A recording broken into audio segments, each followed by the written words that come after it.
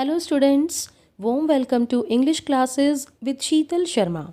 In this video, we are going to discuss all the important essay type questions from the book Flamingo. जैसे कि आपको पता है इस बार के सेशन के लिए स्टार्टिंग के 5 चैप्टर्स ही आएंगे।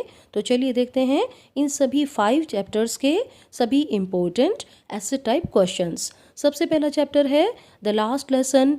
इसके क्वेश्चंस बनते हैं summary of the chapter, character sketch of M Hamel, theme of the chapter, message of the chapter.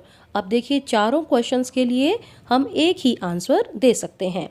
And the answer is The Last Lesson is a touching story by Alphonse Daudet. The Last Lesson दिल को छू लेने वाली कहानी है और इसके writer हैं Alphonse Daudet.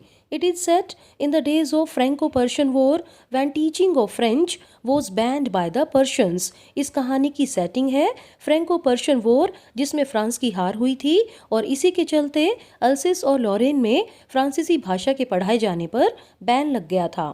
M. Hamel is a teacher who taught French in his school for 40 years. M. Hamel जो इस स्टोरी के मेन कैरेक्टर हैं वो एक टीचर हैं और उन्होंने 40 सालों तक अपने स्कूल में फ्रेंच भाषा पढ़ाई है। A boy French is the narrator of the story. इस कहानी में नरेटर है एक लड़का जिसका नाम है French.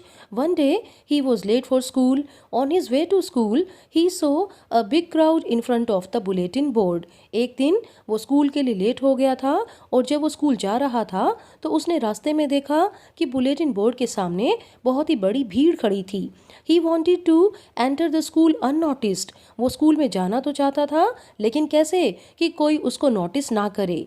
He was surprised to find that some people from the village were sitting at the back benches of the class. वो हैरान रह गया क्योंकि उसने देखा कि क्लासरूम में पीछे वाले बेंचेस पर कुछ गांव वाले बैठे हुए थे।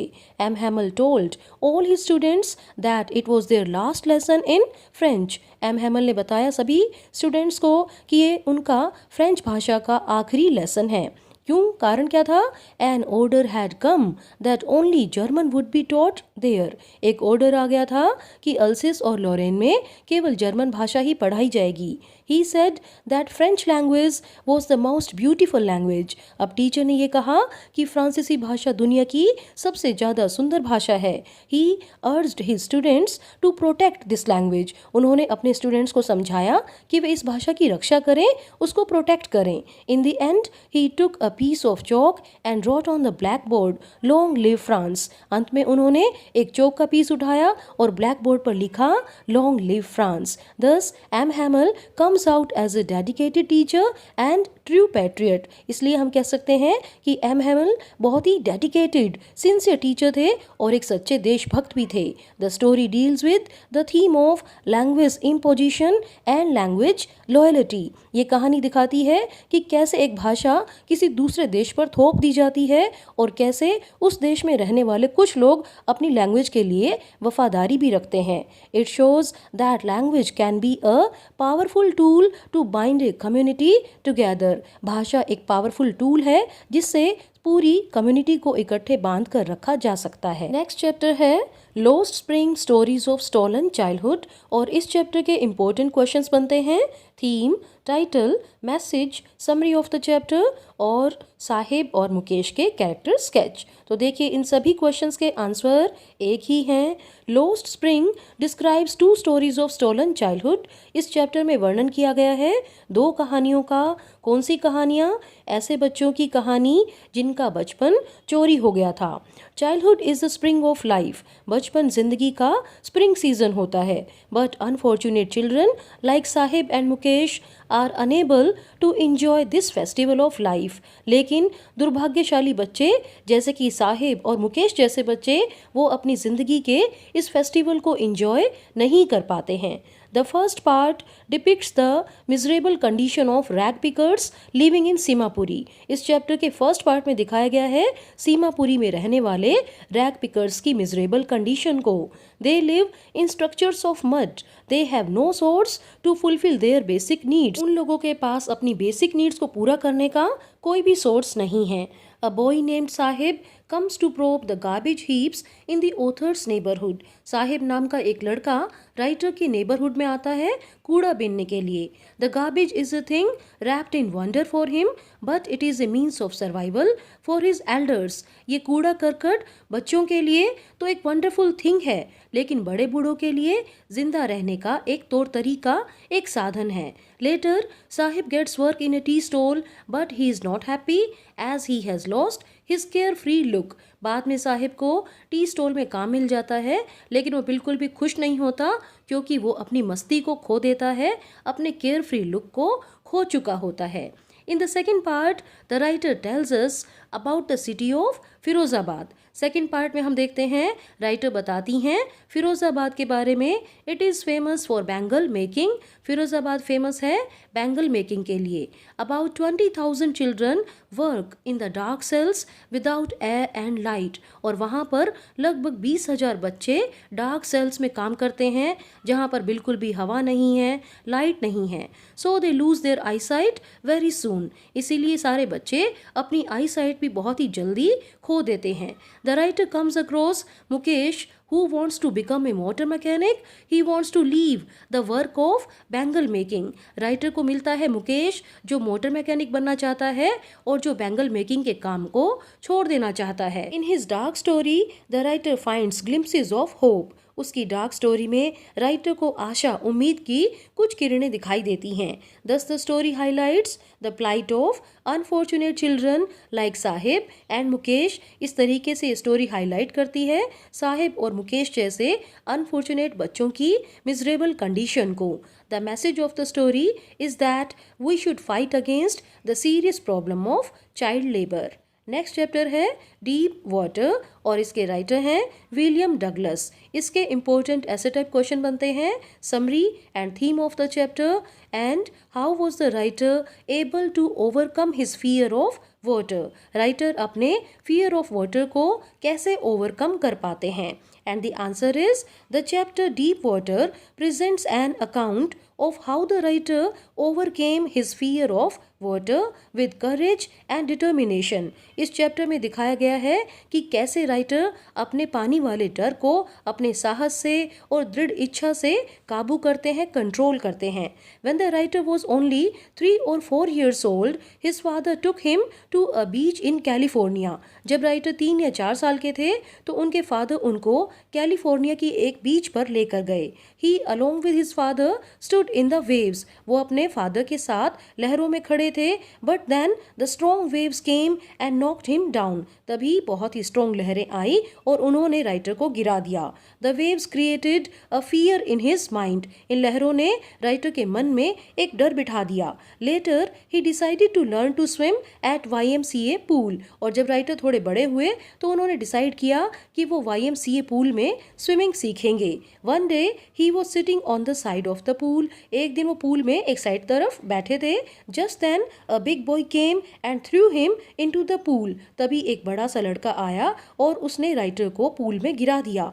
He decided to jump upwards when his feet would touch the bottom. अब राइटर ने डिसाइड किया जैसे ही उनके पैर बॉटम पर लगेंगे वो ऊपर की तरफ जंप लगा देंगे.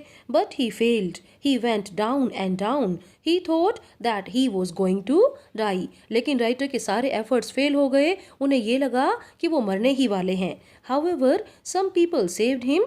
Now he feared water very much. लेकिन कुछ लोगों ने उनको बचा लिया और अब राइटर के मन में पानी के लिए बहुत ही ज़्यादा डर बैठ गया. Finally, the author got an instructor who taught him how to swim. और फाइनली राइटर को एक इंस्ट्रक्टर मिला जिसने उन्हें स्विमिंग करनी सिखाई. With him, he practiced for 5 days a week. और अपने इस इंस्ट्रक्टर के साथ राइटर ने प्रैक्टिस की एक सप्ताह में 5 दिन. Thus, he was able to overcome his fear. और बार बार प्रैक्टिस करके अपनी स्ट्रॉन्ग विल की वजह से राइटर ने अपने इस डर को ओवरकम कर लिया. He felt that there is peace in death. There is terror only in the fear of death. Writer ने महसूस किया कि मरने में तो बिल्कुल शांति होती है, डर कहाँ पर होता है? जब हम मौत से डरते हैं.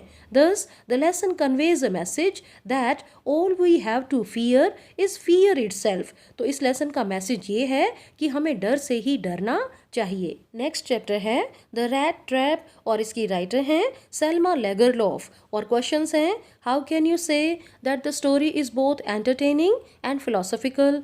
The story focuses on human loneliness and the need to bond with others. ये कहानी फोकस करती है इंसान के अकेलेपन पर और उस ज़रूरत पर कि कैसे इंसान दूसरों के साथ एक बॉन्डिंग बनाए। Justify the statement with instances from the text.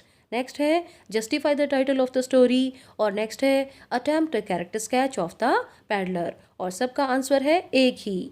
The rat trap is an interesting, entertaining and philosophical story. ये कहानी बहुत ही इंटरेस्टिंग है, एंटरटेनिंग है और साथ ही साथ फिलोसॉफिकल भी है।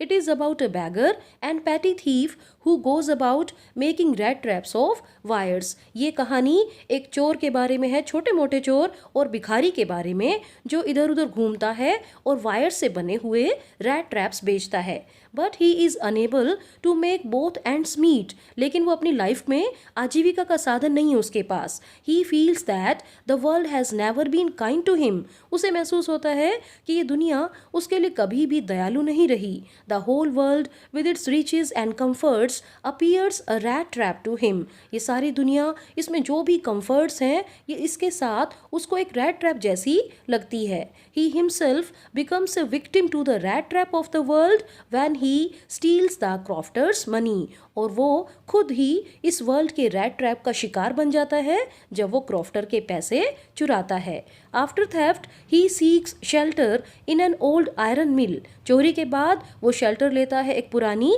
आयरन मिल में। The iron master at once gets bonded with the peddler without confirming his identity. Iron master को देखिए, वो भी फौरन पेडलर के साथ मिक्सअप हो जाता है उसकी आइडेंटिटी को कन्फर्म करे बिना। He is also looking for company during Christmas. क्यों करता है वो ऐसे? क्योंकि वो भी अकेला महसूस करता है कहीं ना कहीं, उसे भी क्रिसमस के लिए कंपनी चाहिए। When he discovers that the peddler is not his old friend, he asks him to go away. लेकिन जब उसको पता लगता है कि पेडलर उसका फ्रेंड नहीं है तो वो उसको जाने के लिए कहता है। But his daughter Adla allows him to stay for one more night. लेकिन उसकी बेटी एडला उसको अलाउ कर देती है कि वो एक और रात घर में रुक सकता है। Edla's kind behaviour reforms him. Edla का काइंड बिहेवियर उसको सुधार देता है। Before going away he leaves behind the stolen money. और जाने से पहले वो चोरी किए गए पैसे भी वहीं पर छोड़कर चला जाता है।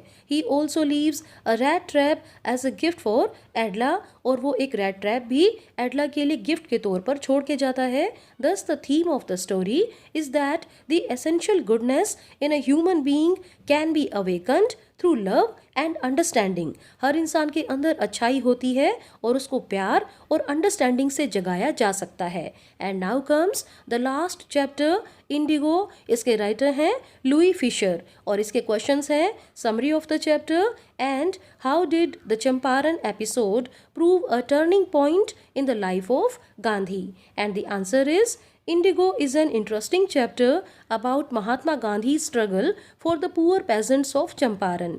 ये चैप्टर महात्मा गांधी के स्ट्रगल को दिखाता है जो उन्होंने चंपारण के गरीब किसानों के लिए किया था। These peasants were sharecroppers with the British planters. ये किसान ब्रिटिश प्लांटर्स के साथ शेयर क्रॉपिंग का काम करते थे।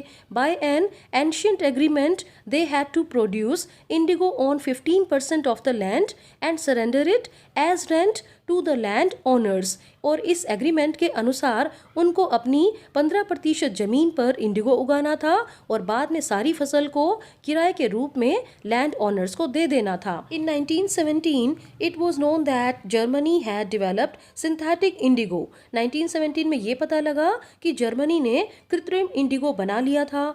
The British planters now no longer wanted the indigo crop. अब ब्रिटिश प्लांटर्स को इंडिगो क्रॉप नहीं चाहिए थी। So they released the peasants from the agreement and demanded compensation from them. अब उन्होंने क्या किया, किसानों को इस एग्रीमेंट से फ्री कर दिया, लेकिन उन्होंने बदले में क्या कहा कि हमें मुआवजा दो। Rajkumar Shukla, one of the peasants, narrated all this to Gandhi. अब एक किसान जिसका नाम था राजकुमार शुक्ला, उसने गांधी जी को ये सारी बातें बताई। Gandhi fort a long battle for the poor pageants, और गांधी जी ने एक लंबी लड़ाई लड़ी इन गरीब किसानों के लिए। A commission was appointed to make inquiry. Finally the land owners agreed to make 25% refund to the peasants. एक कमीशन को भी नियुक्त किया गया और फाइनली लैंड ओनर्स अग्री हो गए कि वो 25% रिफंड कर देंगे। Now the peasants learned to get over their fear. अब किसानों ने सीखा कि कैसे डर को काबू किया जाता है, वो अंग्रेजों से अब नहीं डरते थे। Gandhi arranged for the education, health and hygiene of the poor pageants. इतना ही नहीं, गांधी जी ने इन गरीब किसानों के लिए शिक्षा, स्वास्थ्य, साफ सफाई, इन सब के लिए अरेंजमेंट की। He told them the lesson of self reliance. उन्होंने सभी को सेल्फ रिलायंस का लेसन भी सिखाया। दस the Champaran episode proved a turning point in the life of Gandhi. And here our discussion comes to an end. Best wishes to all of you for your annual exams. Thank you very much for watching this video.